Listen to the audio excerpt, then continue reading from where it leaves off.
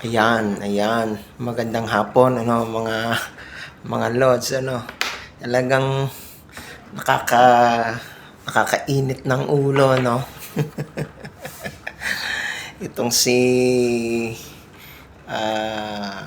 Representative Terry Ridon. Ano, sa dinami-dami ng iimbestigahan mo, yung Dolomite Beach, ano bang meron dyan? Ano pa bang kailangang iimbestigahan dyan?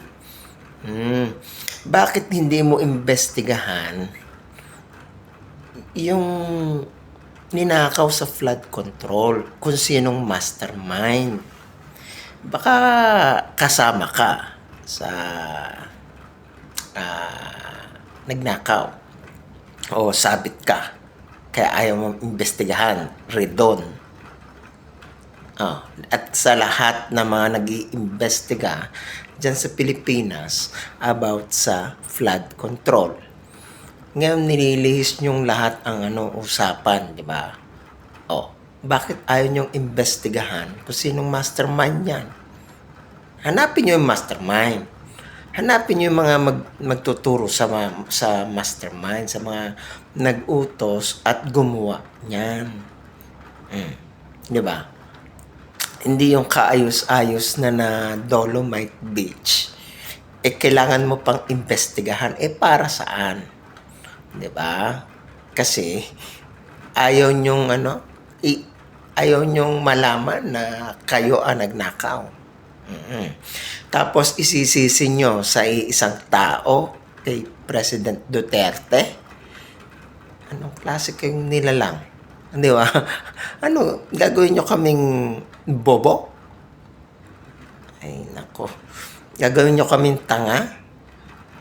Siya, husay naman kayo, mga kulokoy kayo. Di ba?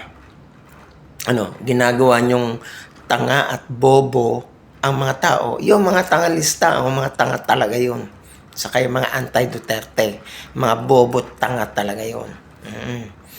Yan. Pero kaming mga matitino ang isip, hindi nyo kami maloloko.